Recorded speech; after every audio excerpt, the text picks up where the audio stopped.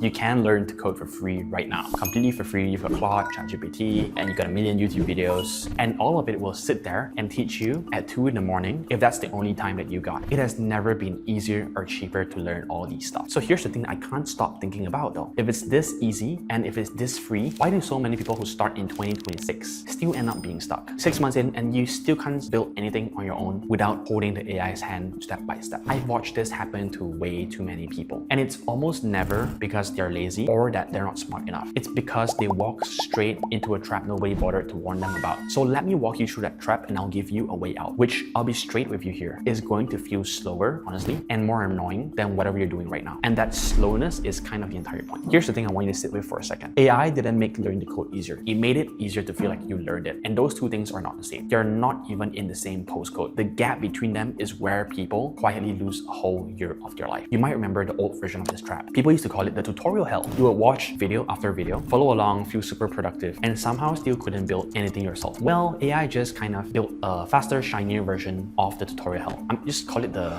vibe coding hell, the prompting hell. You can now generate infinite working code and learn absolutely nothing from it. The only difference is it feels way more impressive while you're doing it. Now, I'm not just going to give you my opinion. Let me give you the receipts. Anthropic ran this study where they had people use AI to learn a brand new coding skill and they split everyone up by how much they lean on that AI. One group basically let the AI drive, let it write the code, let it fix the bugs, and rode along in the passenger seat. And here's what happened. The group finished the fastest, no doubt. Cleanest runs, barely any errors. On paper, they look like the star students in the room. Then the researchers quizzed them on the exact stuff that they have just built. The same group scored under 40%. Just with that, they shipped working code and they kept almost zero of the skill. I call this borrowed competence. You rented the result. You never bought, you never had the ability to begin with. It's like paying some guy at the gym to do push-ups and sit-ups for you. Yeah, technically the reps are done. The bar moved up and down. But you wake up the next morning and your arms look exactly the same because they were never yours to begin with. Now, I know what some of you are thinking. You're kind of thinking, okay, sure, but I would notice. I would feel if I wasn't really learning much. And this is the part that kind of freaks me out. So stay with me here. There's a study by a group called METR. They took experienced developers, not beginners, real engineers, years of experience, and gave them real work to do. Before they even started, these developers guessed the AI would make them around 24% faster. So they go and do the work. They finish, and afterwards, they're convinced that they were about 20% faster. But a measured number came out the complete other way. They were 19% slower. Oh my goodness. These are professional, and they could not feel the difference between faster and slower in their own two hands. So just be honest with yourself. If a senior engineer can't sense it, what makes you think you'll sense it when you're brand new to all of this? The feeling lies to you. Every single time, it feels amazing watching that code appear on your screen and run on the first try. And that feeling has nothing to do with whether you learned anything. Let me just give you one more, because this one's the closest to home for anyone starting out. Some researchers had students build something with AI and then took the AI away and said, okay, now extend this on your own. And the students who felt the most confident during the AI part were the exact ones who fell apart the second the AI was gone. One of them put it way better than I could. He basically said, you think you understood how the code worked right up until you try to write it yourself, and that's when you find out you never did. Psychologists have a name for this. They call it the illusion of competence. Your confidence is going up, your real skill though is staying flat. And the worst part is the two move in opposite directions. At the exact moment you can least afford it. Okay, let me connect all of this to money, because this is where it stops being some abstract idea and starts being about your rent. The stuff AI does for you for free is exactly the stuff the market has already stopped paying for. Everyone can generate a working app now. Employers know this. In 1 year, job postings for that basic just turn this spec into code kind of dropped by around 17%. And at the same time, postings looking for people who can direct AI and judge whether its output is any good has went up by 340%. So think about what these means for you. The debugging, the weird edge cases, the why does this work on my laptop but break the second it hits production stuff, that is the job now. That's what they put in front of you in their interview to see if you're real. And that is the precise muscle that you never built when you let AI do all the thinking for you. And here's one more number, and this one's personal if you're young. Researchers found that people aged 17 to 25 lean on AI the hardest, and they score the lowest on independent thinking. Now, that's not because young people are dumb or that they're worse, right? Let me be clear. It's because when everything's new to you, the shortcut is just so much more tempting. So if that's you, just know that you're sitting in the highest risk group for this whole trap. And knowing that is already half the battle won. Okay, so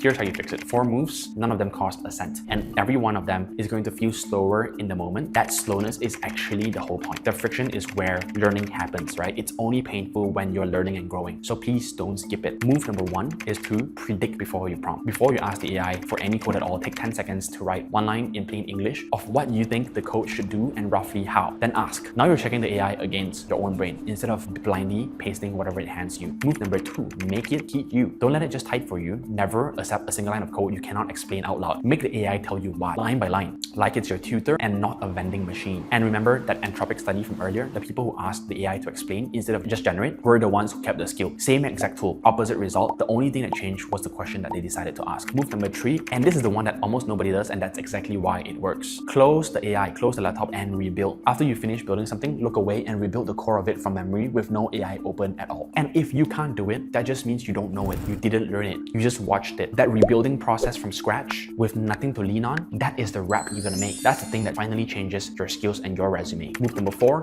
break it on purpose. Take your nice working project and go and sabotage it. Change a variable, delete a file, feed it some garbage input, and then go fix it. Because debugging is one skill that AI cannot grow for you. That problem-solving ability has to be built. It's a muscle you gotta build yourself. And it just so happens to be the exact thing employers use to figure out if you're the real deal or if you're just copy-pasting your way through. So let me leave you with this. AI is hands down the best coding teacher that has ever existed, and it's also the best crutch that has ever existed. Same tool, the only thing that decides which one you get is whether you make it do your thinking or you make it show you how to think. So the real trap is that it was never about price. Free is fine. Passive is what kills you. So use AI to lift heavier than you could on your own. Just don't use it to skip the whole damn workout completely. Because a year from now, I'm gonna guarantee you this. The people who walk out employable, they won't be the ones who are using AI the most. They're the ones who used it without ever once letting it use them, if that makes sense. That's it from me. Now go build something and then go break it and rebuild it again. See you.